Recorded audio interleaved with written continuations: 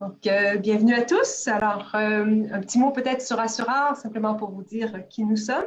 Alors, nous sommes un courtier spécialisé en art, culture et divertissement, mais qui œuvrons aussi en assurance de la technologie des informations et des sciences de la vie, ainsi que des sociétés financières.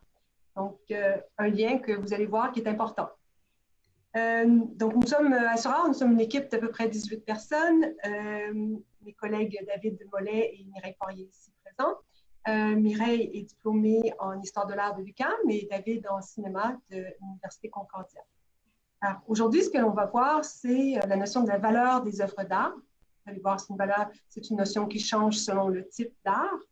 On verra aussi, on sait que la création peut choquer, blesser, assez pour causer des préjudices personnels. On verra comment les assurances réagissent à cela. Et puis, ça nous amènera à la notion d'appropriation culturelle.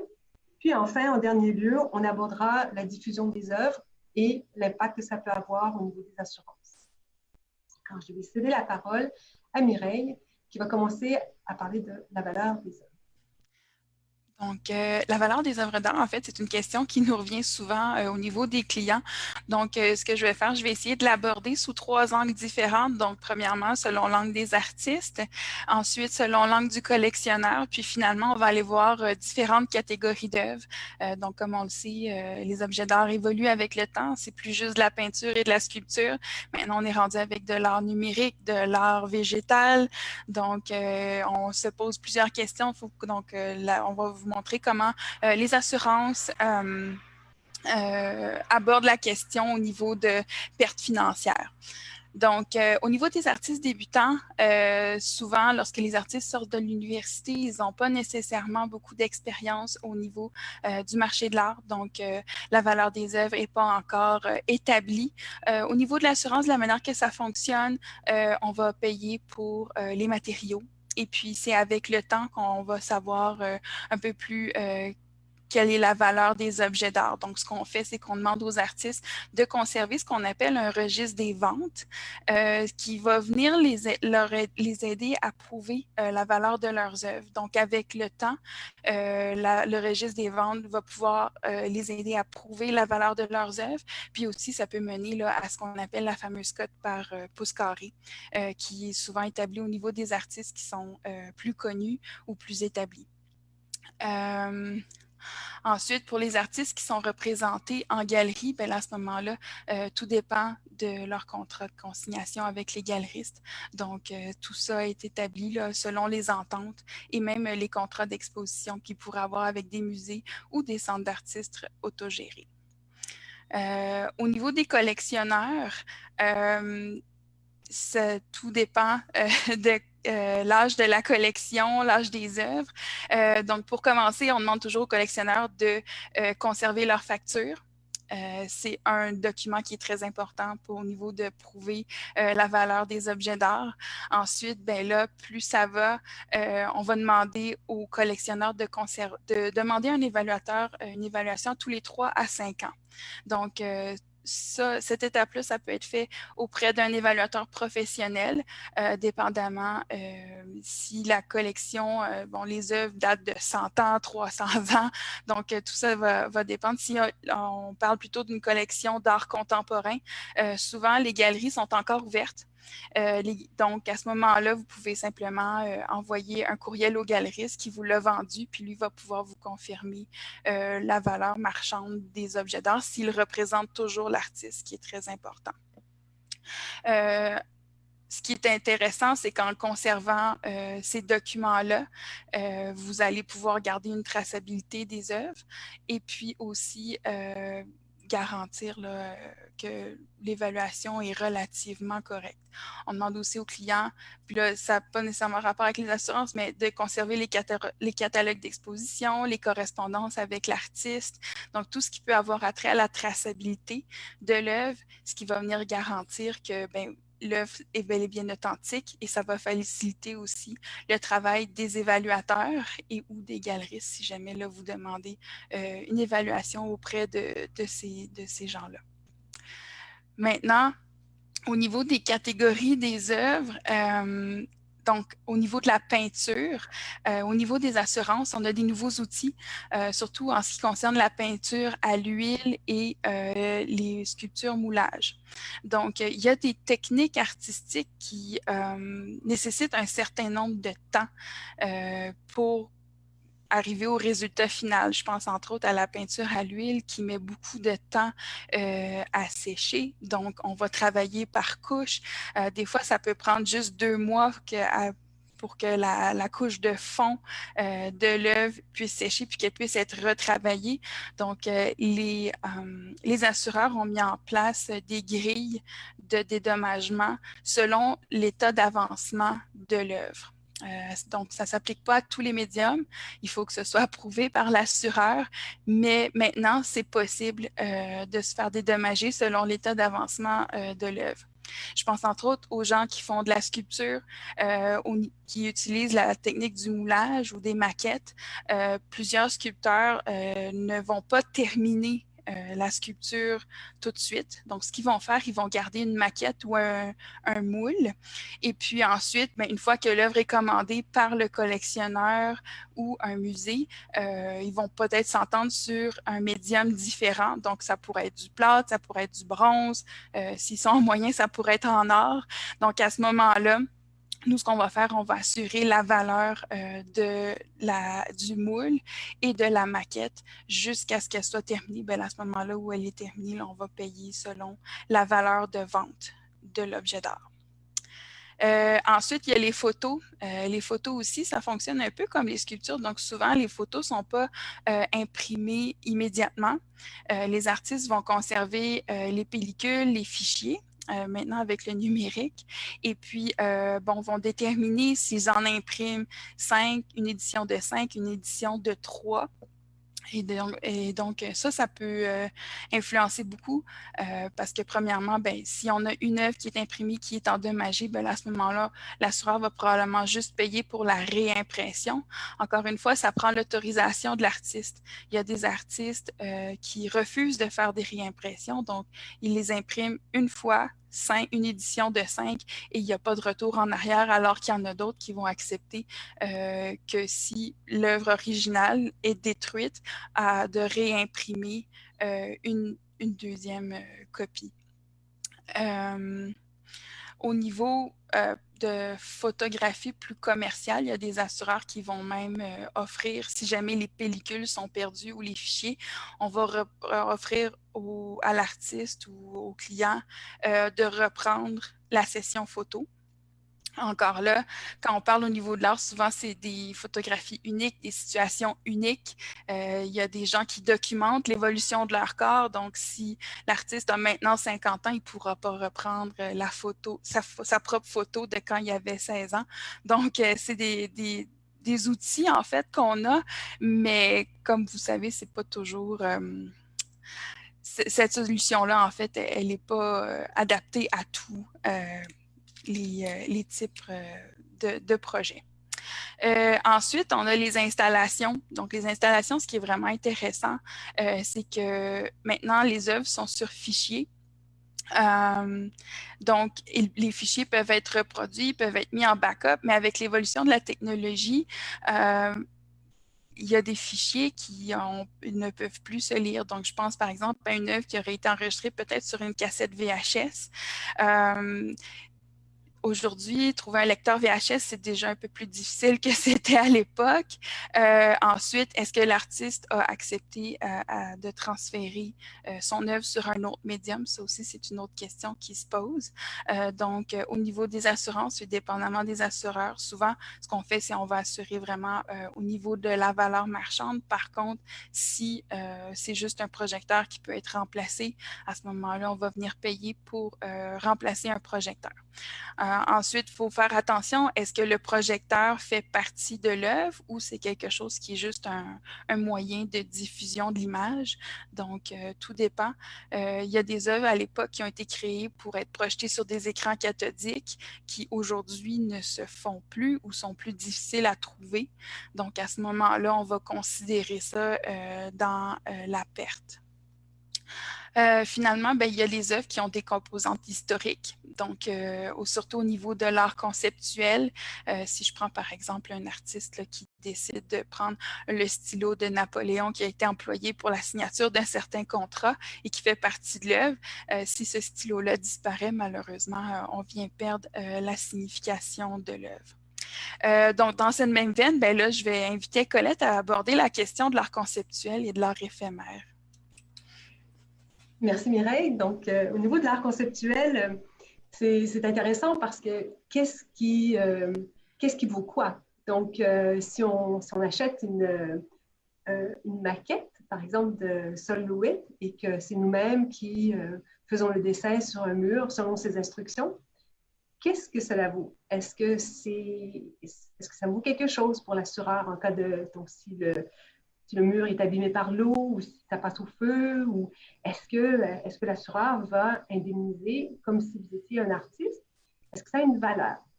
Alors, pour qu'un objet d'art ait une valeur, il faut qu'il y ait un registre de vente. Il faut prouver qu'on a vendu dans le passé. C'est un peu comme Mireille disait tout à l'heure, un étudiant qui commence, ses œuvres ne valent rien sauf les matériaux, le temps. Ici, ce sera un peu la même chose. On n'est pas convaincu que l'assureur accepterait de payer le temps de quelqu'un qui a fait cette œuvre, mais on pourrait le demander en tant que courtier. Ça pourrait se faire. Une chose est sûre, c'est que si la maquette elle-même, donc pour laquelle vous avez payé, qui vient d'un artiste reconnu, qui en a vendu un certain nombre, ou un nombre très limité, a une valeur marchande et qu'il y avait une perte reliée à ça ou un dommage relié à ça, là, ce serait définitivement couvert par la police d'assurance des objets d'art. Ce qui est de l'art, où on parlait d'installation tout à l'heure, une installation, c'est quelque chose d'éphémère. Donc, c'est un peu la même chose. On va souvent payer les matériaux et le temps, mais pas comme ça se vend rarement comme une installation. Il y a peu de gens, en fait, il y a des musées, mais il y a peu de particuliers qui vont acheter une installation. C'est souvent juste le temps de l'artiste que l'on va repayer et les matériaux pour refaire l'installation. Dans le cas du net art, ben là, c'est impossible d'y mettre une valeur. Alors, parce que c'est changeant, ça fluctue, c'est pas arrêté dans le temps, il n'y a rien qui... C'est vraiment éphémère. Donc, alors ça revient toujours à la notion de est-ce qu'on peut mettre une valeur à la chose? Et si oui, une valeur marchande, on s'entend. Et si oui, alors ça peut être assuré. Et puis ça se négocie aussi avec l'assureur. Qu'est-ce qu'on veut assurer? Est-ce que c'est à la pleine valeur? Est-ce que c'est justement les frais pour reproduire la photo, pour reproduire l'art numérique? Et ça vient vraiment, comme disait Mireille, en partageant l'information avec l'assureur, mais aussi avec l'artiste, avec toujours l'approbation de l'artiste ou de la fondation, qui jamais l'artiste est décédé. On a parlé de photos. J'aimerais en profiter pour repasser la parole à Mireille. On sait que la création, ça peut choquer, ça peut blesser, puis et donc créer un préjudice personnel. Puis en assurance, c'est un concept qui est très important. Alors, Mireille va glisser un mot à ce sujet. Oui, donc au niveau de l'assurance, il y a une protection qui s'appelle le préjudice personnel. Souvent, on ajoute imputable à la publicité. Donc, premièrement, un préjudice, c'est un dommage qui est causé à autrui, que ce soit de manière volontaire ou involontaire. Donc, ça peut être causé par le fait d'une personne, d'un animal ou d'une chose, mais dans le cas qui nous intéresse, c'est vraiment un préjudice qui pourrait être causé par une personne. Le préjudice, peut affecter la personne dans son patrimoine ou surtout dans le cas qui nous intéresse, donc ça peut atteindre une victime dans sa personne. Donc, on parle surtout d'une personne qui pourrait être affectée par un commentaire qui, avec le temps, réalise qu'il y a une diminution au niveau de sa capacité de travail, un préjudice esthétique ou encore, on parle de souffrance psychologique. ou même physique. Donc, on parle un préjudice qui atteint la personne, qui la prive de ses plaisirs d'existence, qu'on appelle, donc un préjudice d'agrément. Le préjudice moral, il atteint particulièrement une personne dans ce qu'on appelle son affection, son honneur ou sa réputation, qui peut être également être indemnisable via une police d'assurance en matière de dommages et intérêts. Au niveau de la photographie, ce sont les exemples les plus connus et les plus courants en matière d'assurance que l'on voit dans notre domaine. Donc, souvent, l'exemple que je donne le plus souvent, c'est l'étudiant qui a un projet d'école en photographie, puis que bon, il cherche des modèles, il décide de photographier un modèle nu pour son cours. Donc, innocemment, va demander à un ami, puis son ami va dire « Ah oui, c'est bon, ok, je vais faire ça pour un projet d'école, j'embarque. » Puis bon, la photo est prise, puis bon, par surprise, ça devient un phénomène, la photo devient publiée, l'artiste le vend à un collectionneur qui, lui, bon, mousse sa collection, puis là, l'image de cette personne-là se met à circuler. Aujourd'hui, avec les médias sociaux, on sait que ça peut aller assez rapidement. Donc, la première question qu'il faut se poser, c'est est-ce que l'artiste a demandé la permission à son modèle d'être photographié, mais aussi par la suite à ce que son image circule.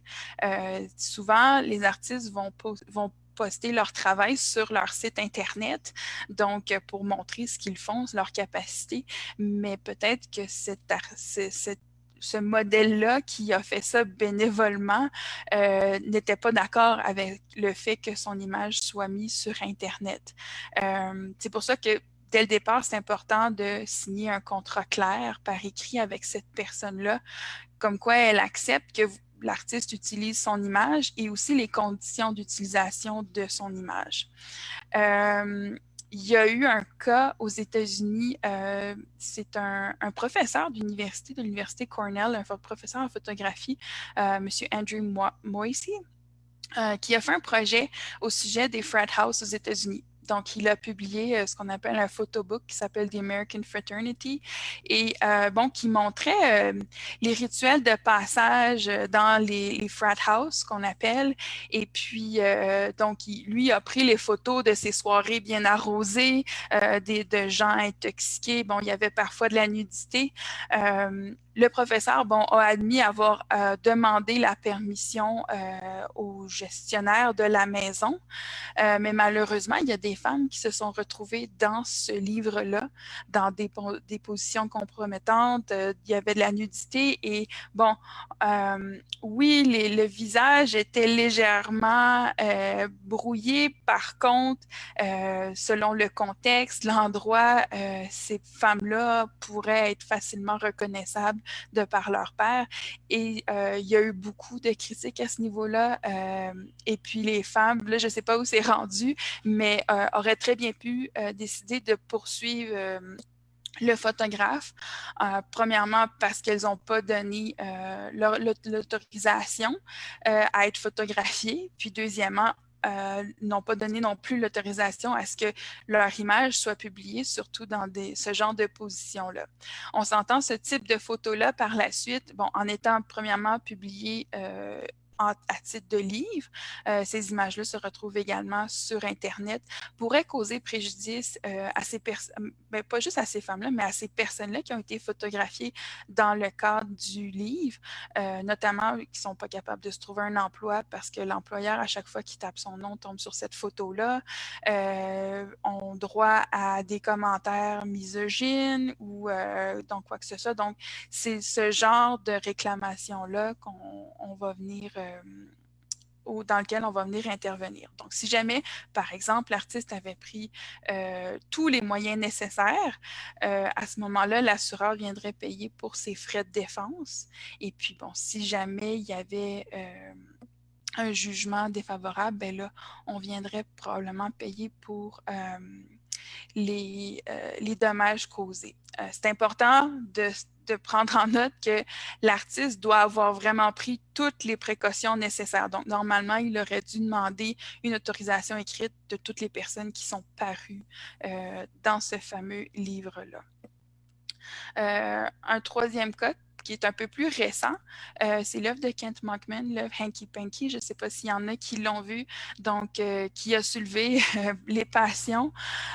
Donc, pour ceux qui ne l'auraient pas vu, c'est Justin Trudeau dans une position à quatre pattes, les culottes baissées avec Kent Monkman, pour ceux qui ne le connaissent pas, un alter ego dans lequel il se représente dans ses œuvres, qui est Mischief Testicle, et qui, s'apprête à donner la fessée à Trudeau. Et autour, mais en fait, ce sont des femmes de tribus autochtones qui sont représentées et qui rient donc du sort qui va être réservé au premier ministre. Donc, je ne sais pas si vous avez lu les journaux récemment, donc il y a plusieurs femmes qui sont autochtones, qui ont été victimes d'abus, qui ont réagi à cette œuvre-là en disant que eux ne souhaitent à personne le sort qui leur a été réservé et que cette œuvre-là, ils ne s'y identifient pas. Donc, ça reste à suivre. Il y a le monsieur Trudeau aussi, que je n'ai pas vu des réactions de sa part, mais bon, c'est une personnalité publique et en ce moment, il y a probablement d'autres choses à faire avec la pandémie. Mais monsieur Trudeau également pourrait, avec le temps, voir enregistrer des préjudices, donc on ne le sait pas, c'est dans le futur, mais si jamais ça devait devenir vrai et que ces gens-là voulaient poursuivre Kent Monkman en dommages et intérêts, mais à ce moment-là, cette protection-là d'assurance pourrait venir en cause, pardon. Donc, j'ai parlé un peu des réseaux sociaux. Je pense que David va pouvoir vous en parler un peu plus que moi. Donc, David, je te passe la parole. Merci Mireille. Donc, en fait, j'allais vous parler aujourd'hui de responsabilité médiatique pour vraiment. Il faut savoir que la majorité des demandes qu'on reçoit, les plus courantes, c'est des demandes pour responsabilité civile. Par exemple, un artiste, une galerie va avoir besoin d'une assurance responsabilité civile parce qu'elle signe un bail, donc pour protéger aussi leurs biens également, la responsabilité civile. Mais on omet souvent l'importance d'une assurance vraiment pour protéger votre contenu. Alors, Mireille en a parlé un peu, mais quand je parle de contenu, le contenu de vos œuvres, en tant que créateur d'images, par exemple, parce que c'est certain que tout ce qui est poursuite en rapport aux thématiques que vous allez aborder, en rapport vraiment au contenu artistique, ne sera pas couvert sur une assurance, généralement, en tout cas, ne sera pas couvert sur une responsabilité civile de base, surtout sachant que la couverture de préjudice personnel qu'on retrouve quand même en responsabilité civile que vous avez probablement sur votre police. Dans certains cas, par exemple, notamment pour des photographes dans le domaine du cinéma, ça va être exclu souvent aussi des couvertures d'assurance. D'où l'intérêt d'avoir vraiment une vraie couverture en responsabilité médiatique pour vous protéger dans des situations en lien avec votre contenu. Alors, la première, c'est justement, on parlait d'appropriation culturelle tout à l'heure, c'est un sujet qui est toujours à l'ordre du jour et qui l'a été beaucoup aussi dans les derniers mois, dernières années. Donc, évidemment, les plus populaires qui me viennent à l'esprit, je pense encore aujourd'hui, c'était le cas des pièces produites par Robert Lepage, Slave et Kanata. Puis il y en a eu d'autres, en fait. C'est juste que ces deux-là, je sais, au Québec, nous a touchés assez proches. Donc, pour vous mettre en contexte, Kanata, c'était une pièce qui avait fait appel à des comédiens qui étaient blancs ou entre non autochtones et pour interpréter des autochtones.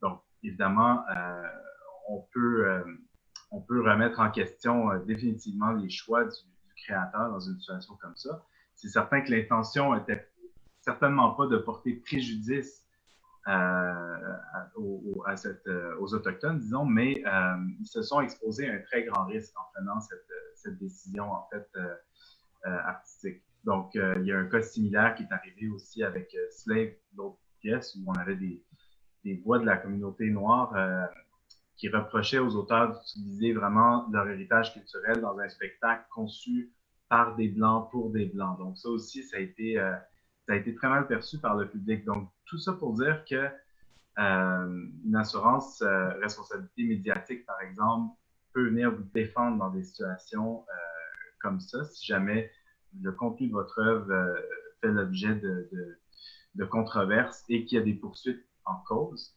Un autre exemple qui me vient à l'esprit aussi, je ne sais pas si vous avez vu, il y avait la publicité, il y en a plein en fait. À toutes les semaines, il y a des nouveaux cas qui arrivent. Il y avait Johnny Depp dans la publicité de Sauvage aussi, de Christian Dior, où on le voyait habillé comme un cowboy dans l'Ouest américain, puis il y avait une fille vêtue d'habits de tribus autochtones aussi qui dansait autour de lui.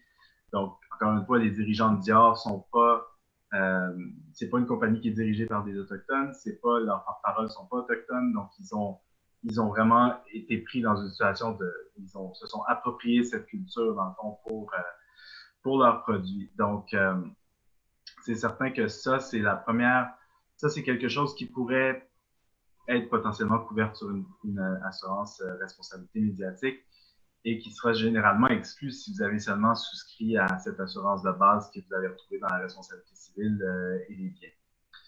L'autre cas aussi qu'on parle dans les cas d'appropriation, c'est tout ce qui a rapport donc justement au litige, au viol de droit d'auteur. Donc, appropriation d'une marque, d'une idée, d'une image. Là aussi, il y a des cas qui sont très nombreux. Pour vous en nommer un, en fait, sans le nommer directement pour des raisons de confidentialité, mais pour vous montrer à quel point ça peut être subtil, une photographe, donc l'exemple que j'ai en tête, une photographe qui avait produit une session photo avec un chanteur canadien connu. La session se déroulait chez l'artiste, donc à sa maison, et il se trouvait que dans l'arrière-plan de la photo, un peu peut-être par hasard ou en tout cas, il se trouvait une sculpture, en fait une œuvre, et cette photo finalement, la sculpture s'est retrouvée finalement dans la photo, mais vraiment en arrière-plan. Puis cette photo a été choisie par le magazine et le sculpteur est revenu contre l'artiste, contre le photographe, donc contre le chanteur, contre le photographe et contre le label aussi de l'artiste. Donc, heureusement, la photographe en question avait une assurance responsabilité médiatique et ça lui a permis de se défendre. Au moins, elle n'était pas responsable au final, elle n'a pas été reconnue responsable, mais le fait d'avoir cette assurance-là lui a permis d'engager un avocat et l'assurance a payé pour les frais d'avocat. Donc, c'est l'intérêt aussi, c'est que souvent les gens auront tendance, les clients, des fois, à ne pas sentir la menace parce qu'ils font très attention, mais on n'est jamais vraiment à l'abri d'une poursuite ou de se retrouver dans une situation comme ça pour laquelle on n'est clairement pas responsable, mais où il faut quand même se défendre.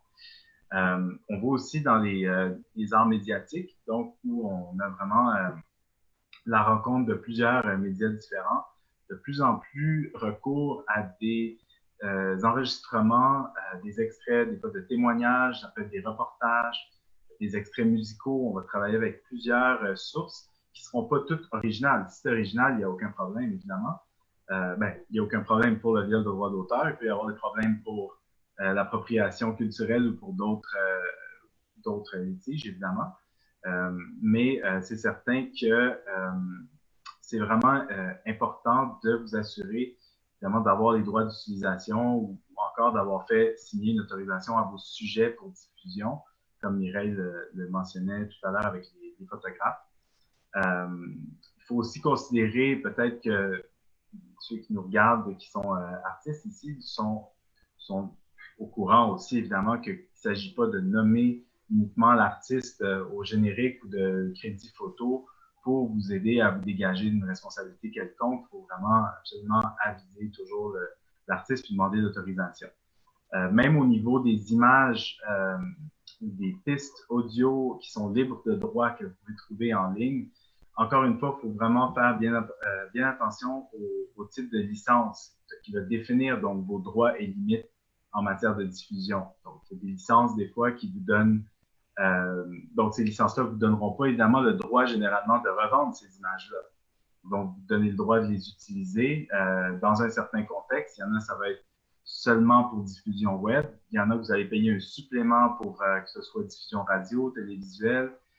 C'est vraiment, chaque cas est particulier, d'où l'importance de chaque fois, évidemment, regarder vos contrats au niveau de la diffusion si vous réutilisez du matériel qui n'est pas le vôtre.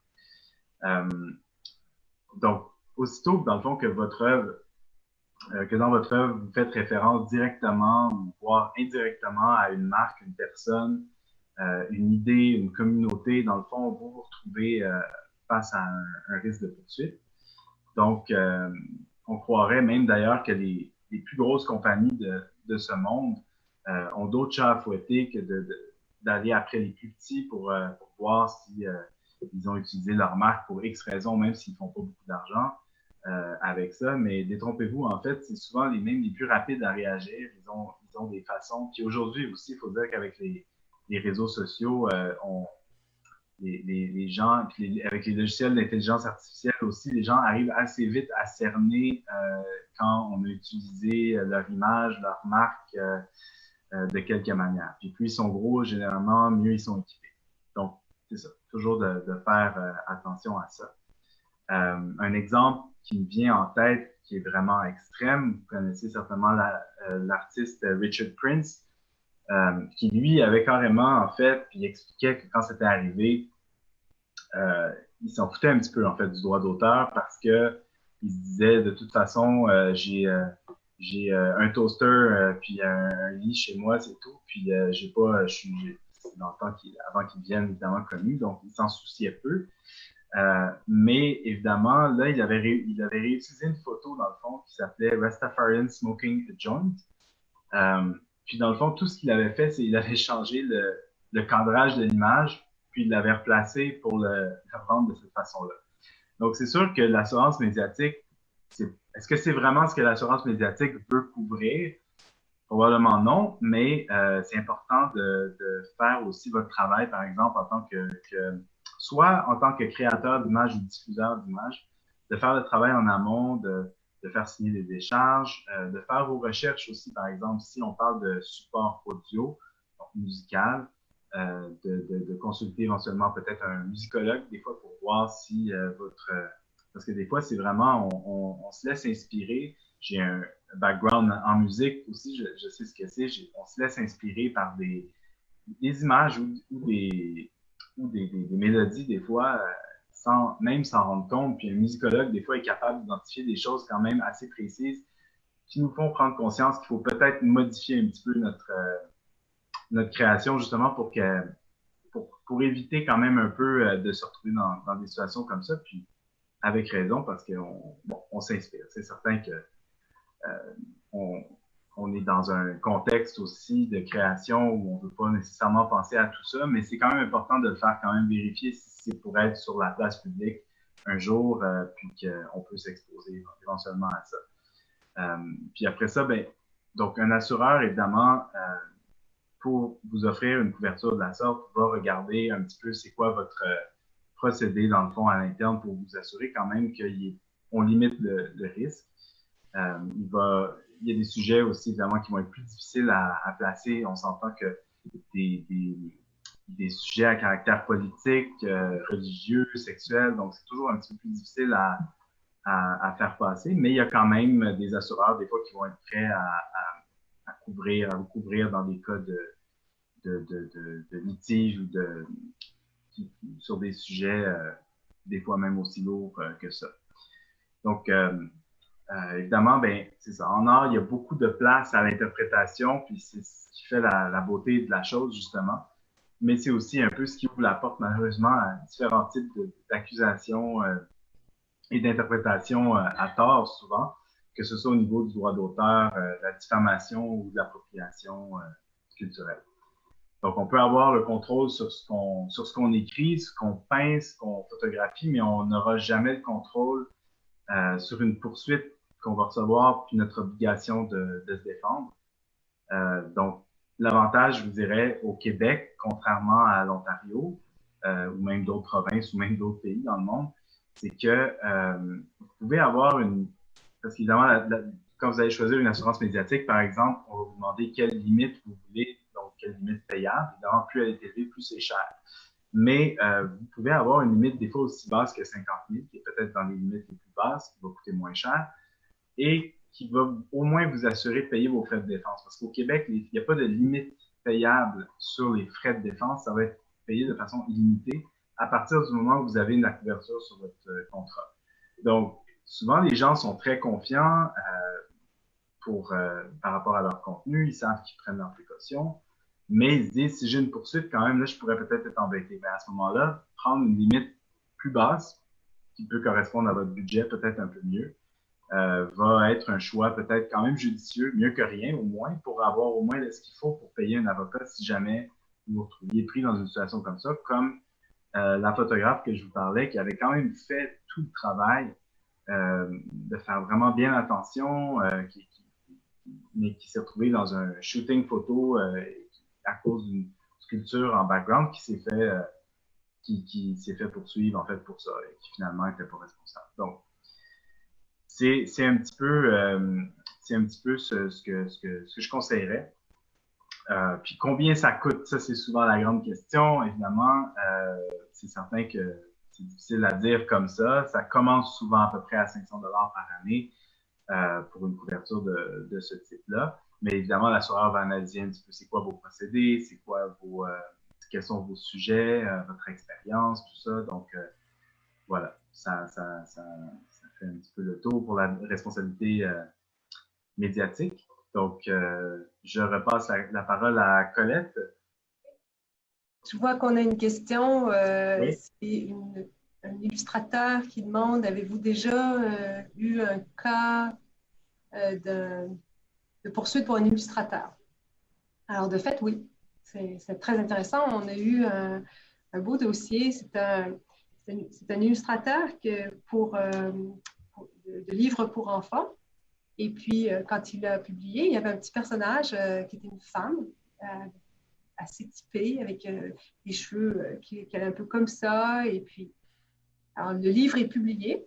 Et puis, il reçoit une mise en demeure comme quoi d'une femme qui dit qu'on a pris sa photo et qu'on en a fait l'illustration, qu'elle est très froissée.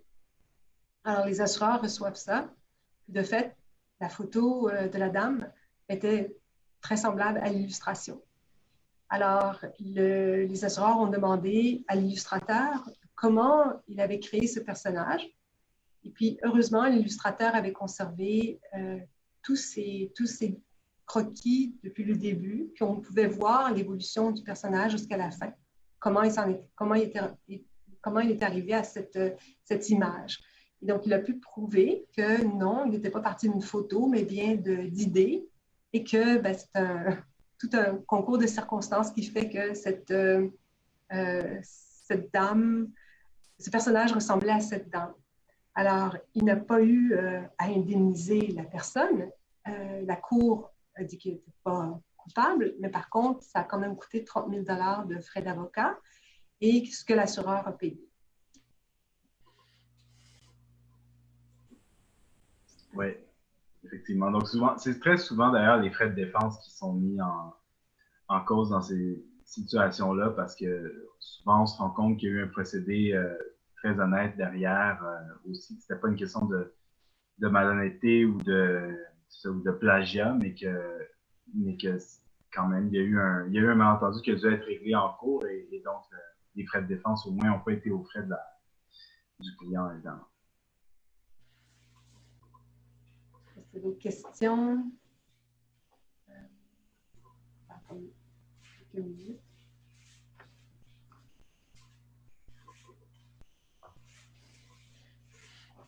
Ah, oui. On nous demande si, ça revient à ce que Mireille disait tout à l'heure, donc si on a une œuvre qui comprend un élément mécanique, électronique ou peut-être une caméra, un projecteur, quelque chose, est-ce que si c'est brisé, ce serait couvert? OK, donc ça, c'est intéressant. L'assureur va le voir. Donc, vous connaissez Adadana. Adadana a fait une œuvre, je ne sais pas si vous vous rappelez, c'est une grande boîte dans laquelle il y avait une composante électronique. Puis pour se retirer cette composante-là, ben, il aurait probablement fallu défaire toute l'œuvre. Donc, à ce moment-là, l'assureur va considérer qu'il s'agit d'une œuvre et on va vraiment remplacer la valeur totale de l'œuvre, même si c'est juste la pièce mécanique ou électronique qui est cassée, parce que, à moins qu'on puisse trouver un restaurateur qui puisse le défaire et le refaire, avec l'approbation de l'artiste, bien sûr, mais sinon, ce serait considéré comme une perte totale. Par contre, si il s'agit d'une œuvre qui est projetée et que le projet, donc c'est une œuvre d'art numérique, c'est projeté ou ça fait partie c'est sur un médium qui est remplaçable, on va simplement remplacer l'appareil.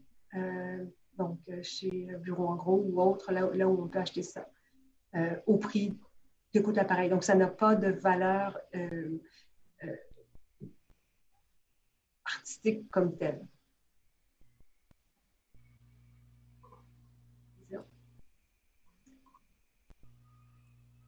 Bon, ben, alors, je vous remercie beaucoup d'avoir participé et puis, si vous avez des questions, n'hésitez pas, vous pouvez nous joindre à info@assurart.com à n'importe quel moment et puis nous recevrons vos courriels à ce moment-là.